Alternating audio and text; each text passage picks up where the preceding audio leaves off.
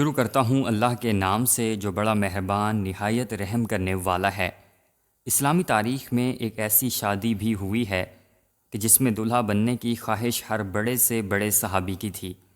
دوستو، آپ نے بہت سی شادیاں دیکھی ہوں گی، لیکن ہمارے پیارے پیغمبر حضرت محمد صلی اللہ علیہ وآلہ وسلم کی پیاری بیٹی حضرت سیدہ فاطمہ رضی اللہ تعالی عنہا کی شادی کی تقریب سے پیاری کوئی نہ ہوگی۔ ایسی شادی کہ جس کے لیے حوروں اور فرشتوں نے بھی تیاریاں کیں، اور سب سے مزے کی بات یہ ہے کہ شادی کے پیارے دولہے کو اللہ پاک نے خود نامزد کیا۔ خدا کی قسم، دنیا بھر میں ایسی کوئی شادی نہ گزری ہوگی۔ سیدہ فاطمہ طاہرہ با پردہ عابدہ جب عہد طفولیت سے سن بلوغت کو پہنچیں تو آپ کا رشتہ لے کر بہت جلیل القدر صحابی حضور پاک صلی اللہ علیہ وآلہ وسلم کے پاس تشریف لائے، لیکن حضور نے سبھی کو یہی جواب دیا کہ مجھے اس معاملے میں اللہ پاک کے حکم کا انتظار ہے۔ کچھ ماہ بعد حضرت عبد الرحمن بن عوف اور دیگر کچھ صحابہ نے خود حضرت علی کو مشورہ دیا کہ اے علی، اب آپ بھی جائیں، سب کو انکار ہو چکا ہے، لیکن جو آپ کی نسبت نبی پاک صلی اللہ علیہ وآلہ وسلم کے ساتھ ہے وہ کسی اور کی نہیں ہے۔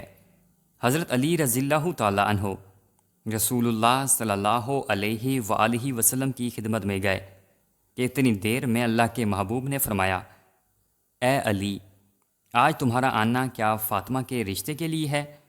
تو حضرت علی نظریں جھکا کر فرمانے لگے، جی یا رسول اللہ۔ حضور صلی اللہ علیہ وآلہ وسلم نے فرمایا کہ مجھے جبرائیل نے پہلے ہی خبر دے دی ہے۔ آپ نے ان کی درخواست قبول فرمائی اور ارشاد فرمایا، اے علی، گھریلو ضروریات کی کوئی چیز تمہارے پاس ہے جسے تم وسیلہ بناؤ؟ حضرت علی رضی اللہ تعالی عنہ نے فرمایا کہ میرے پاس ایک تلوار، ایک اونٹ اور ایک ذرہ ہے۔ حضور علیہ السلام نے فرمایا، تلوار کی تمہیں ضرورت ہے، ہر وقت جہاد کے لیے تیار رہتے ہو، اور اونٹ تمہاری سواری کے لیے ہے، وہ بھی ضروری ہے۔ میں تیری طرف سے ذرا پر اکتفا کرتا ہوں، اور اے علی، تجھے بشارت ہو کہ اللہ تعالیٰ نے تیرا اور فاطمہ کا نکاح آسمان میں باندھ دیا ہے۔ مجھے اللہ تعالیٰ کی طرف سے یہ حکم ہوا ہے کہ میں اب سب کے سامنے تمہارا اور فاطمہ کا نکاح پڑھا دوں۔ اس طرح رسول اللہ صلی اللہ علیہ وآلہ وسلم نے حضرت علی کا نکاح پڑھا دیا۔ جب حضرت فاطمہ کی رخصتی کا وقت آیا تو حضور صلی اللہ علیہ وآلہ وسلم کے پاس تمام ازواج جمع تھیں۔ انہوں نے حضور کے ساتھ حسرت آمیز باتیں کرنا شروع کر دیں۔ حضرت سلمہ رضی اللہ تعالی عنہا نے حضرت خدیجہ رضی اللہ تعالی عنہا کا تذکرہ کیا اور فرمانے لگیں کہ خدیجہ اگر آج زندہ ہوتی تو فاطمہ کے متعلق ہمیں کوئی پریشانی نہ ہوتی اور ہماری آنکھیں روشن ہوتی۔ یہ سن کر حضور صلی اللہ علیہ وآلہ وسلم کی آنکھوں میں آنسو آ گئے اور فرمایا، خدیجہ جیسا کوئی بھی نہیں، اس نے اس وقت میری تصدیق کی جب سب نے تکذیب کی، اپنے سارے مال کو مجھ پر خرچ کیا، اللہ تعالیٰ کے دین کو قبول کیا، یہاں تک کہ میں نے اس کی زندگی میں ہی اسے جنت کی بشارت دی۔ پیغمبر صلی اللہ علیہ وآلہ وسلم نے ہجرت کے دوسرے سال پہلے ذی الحجہ کے دن حضرت فاطمہ کو سیدنا علی کے گھر بھیجا، اس لیے شادی اور نکاح کے درمیان تقریباً 10 مہینے کا فاصلہ تھا۔ شاید نکاح کا صیغہ جلدی بھیجنے کی وجہ یہ تھی کہ دوسرے رشتے مانگنے والے لوگوں کے لیے جواب واضح ہو جائے، اور شادی کی دیر کرنے کی وجہ یہ تھی کہ فاطمہ جسمانی رشد و نما کے لحاظ سے بہتر ہو جائیں۔ خاتون جنت کا جہیز آقائے نامدار مدنی تاجدار رسول ذی وقار صلی اللہ علیہ وآلہ وسلم نے شہزادی اسلام حضرت بی بی فاطمہ کو جہیز میں جو سامان دیا اس کی فہرست یہ ہے: ایک چادر، بان کی ایک چارپائی، چمڑے کا گدا جس میں روئی کی جگہ کھجور کی چھال بھری ہوئی تھی، ایک چھاگل، ایک مشک، 2 چکیاں اور 2 مٹی کے گھڑے۔ حضرت علی حضرت ایمن کے ساتھ حضور صلی اللہ علیہ وآلہ وسلم کی خدمت میں حاضر ہوئے۔ حضرت علی فرماتے ہیں کہ حضور صلی اللہ علیہ وآلہ وسلم نے مجھ سے پوچھا، کیا تم زوجہ کے ساتھ رہنا چاہتے ہو؟ میں نے عرض کی، جی یا رسول اللہ صلی اللہ علیہ وآلہ وسلم۔ آپ صلی اللہ علیہ وآلہ وسلم نے ارشاد فرمایا، محبت و عزت سے انشاءاللہ عز و جل آج رات سے تم اپنی زوجہ کے ساتھ رہا کرو گے۔ رخصتی کی رات حضور اکرم صلی اللہ علیہ وآلہ وسلم نے اپنی لخت جگر کو ایک نیا جوڑا عطا فرمایا۔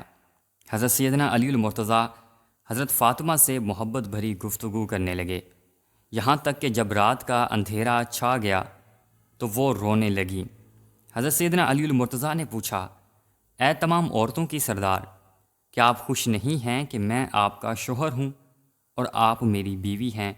کہنے لگیں، میں کیوں کر راضی نہ ہوں گی، آپ تو میری رضا بلکہ اس سے بھی بڑھ کر ہیں۔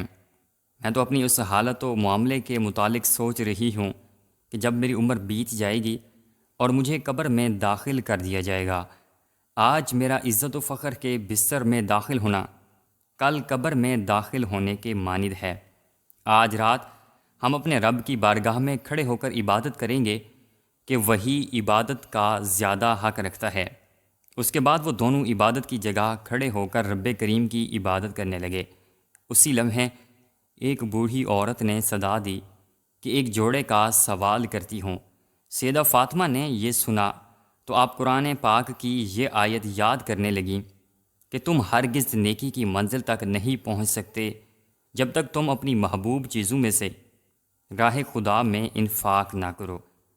آپ نے شب زفاف میں ہی اپنی شادی والا جوڑا جو حضور صلی اللہ علیہ وآلہ وسلم نے انہیں دیا تھا اس بڑھیا کو دے دیا۔ اللہ اکبر۔ چنانچہ حق زوجیت ادا کرنے سے پہلے ابتدائی 3 دن ان دونوں مقدس ہستیوں نے دن روزے میں اور رات عبادت الہی میں بسر کی تھی۔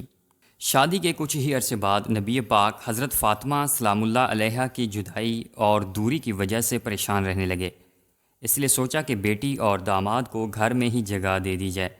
حضرت حارث بن نعمان رضی اللہ تعالی عنہ جو کہ جلیل القدر صحابی تھے، جب ان کو اس بات کا پتہ چلا تو وہ حضور کے پاس آئے اور کہنے لگے، خدا کی قسم میں چاہتا ہوں کہ میرا جو گھر آپ کے ساتھ ہے وہ آپ لے لیں۔